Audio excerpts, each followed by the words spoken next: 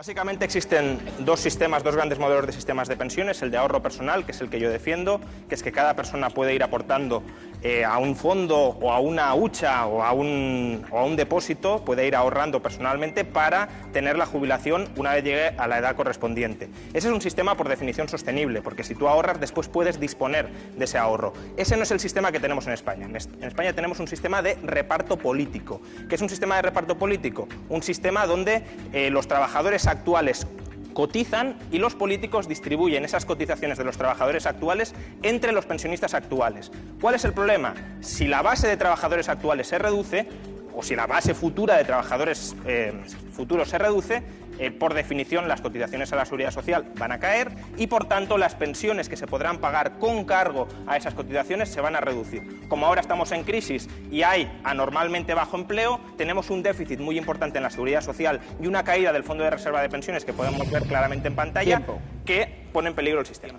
Pero el verdadero problema que tenemos no es ahora mismo, no es el déficit que tenemos ahora, que ya se está fundiendo todo el fondo de reserva de las pensiones. El problema va a venir con la evolución demográfica futura cuando vamos a avanzar hacia una ratio de un trabajador por un pensionista. Y ahí realmente las pensiones solo van a ser sostenibles o a través de recortes brutales a las pensiones o a través de subidas de impuestos brutales a los trabajadores. Imagínate que no hay suficiente volumen derivado de las cotizaciones sociales. Lo que se puede hacer es complementarlo con financiación de impuestos generales. Si pagamos la educación y la sanidad con impuestos, ¿por qué no pagar las pensiones que son igual de importantes? El IRPF, el IVA, lo termina pagando también el mismo trabajador. Me da igual que el trabajador pague en forma de seguridad social o que luego le digan vamos a subir el IVA al 25% como por ejemplo tiene Dinamarca, o vamos a subir el IRPF, vamos a duplicar el IRPF. ¿Y subir el impuesto de patrimonio a las grandes fortunas? El impuesto del patrimonio o las transacciones financieras. ¿Pero cuánto esperas recaudar con el impuesto de patrimonio? Pues mira, según los técnicos de Hacienda dicen que en un año se podría recaudar en torno a 60.000 millones de euros, que es la mitad que nos gastamos en pensiones. Ese informe de los técnicos de Hacienda, ese informe de Gesta, no existe. Es un informe que se les ha pedido por activa... No existe. Y de hecho, ya lo hice en un programa anterior y lo vuelvo a hacer aquí públicamente. Pido a cualquier persona que tenga acceso al informe técnico, no a la nota de prensa, al informe técnico de los técnicos de Hacienda, que me lo envíe. No ha sucedido. Ya hice la petición hace unos meses y no ha pasado. Ese informe no existe. Son datos absolutamente inventados. Y no hace falta ser economista para saber qué dinero hay. Vivimos en sociedades ricas. El problema es que no recaudamos suficiente dinero. Te lo puedes creer o no, pero hay que ver de dónde va a salir ese dinero. Si queremos copiar el modelo sueco, el modelo danés, por ejemplo, eso implica, insisto, subir el IVA al 25%. Es verdad que tenemos 9 puntos menos de recaudación que la media europea, pero ¿de dónde vienen esos 9 puntos de recaudación? No vienen de las grandes empresas, no vienen de las diferencias con respecto a la tributación patrimonial. Viene esencialmente de que en Europa se paga mucho más impuestos sobre la renta y sobre el consumo. Que cada año las grandes empresas defraudan en torno a 1 billón de euros derivados gracias a los paraísos fiscales. El PIB español es 1 billón de euros. Bueno, un momento, me vais a perdonar. 1 billón de euros, sí, el fraude fiscal. El 100% te puedo enseñar el documento. ¿Defraudan el 100% del PIB? ¿Cómo? ¿Defraudan el 100% del PIB? En toda la Unión Europea. Ah, bueno. Vamos a hacer una cosa, vamos a plantear ya la segunda. Bueno, pues en el futuro con las pensiones públicas será lo mismo que se ha hecho con el pasado, que es básicamente subir los impuestos a la gente para pagar menos pensiones, pagar más para cobrar menos. Ese es el futuro del sistema público de pensiones, por desgracia, porque es la configuración estructural del sistema público de pensiones.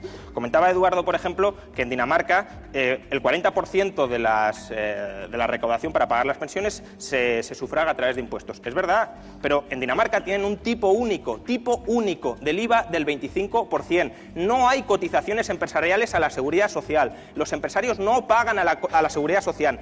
Solo paga el trabajador a través de cotización laboral y a través de IRPF. Ese no es el modelo que creo que es el mejor, pero es el modelo que históricamente se ha aplicado.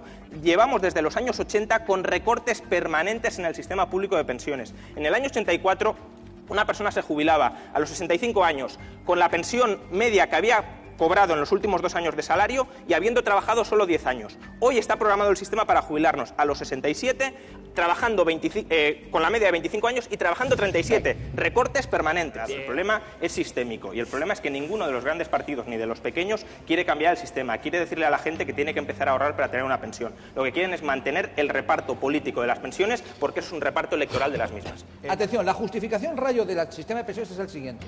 Yo soy doctor en ciencias económicas, ¿y sabes por qué? Porque ese señor que hay ahí del pelo blanco me enseñó a leer. Porque esa señora del pelo blanco que hay ahí me enseñó matemáticas.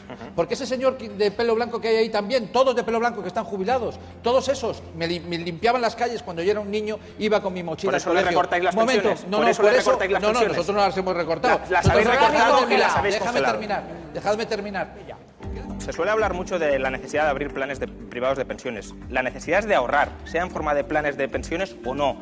La gente tiene que ahorrar, tenemos que ahorrar más. Los planes de pensiones de los bancos en general son un sacacuartos, son un sacacomisiones. ¿Por qué? Porque son planes con muy baja rentabilidad y son planes como los que venden para ofrecer cacerolas los propios bancos.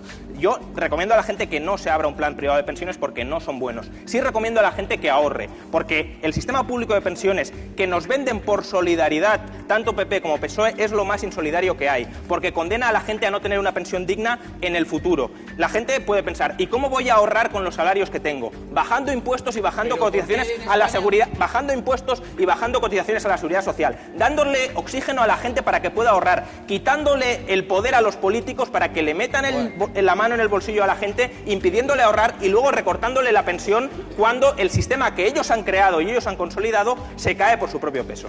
Bien.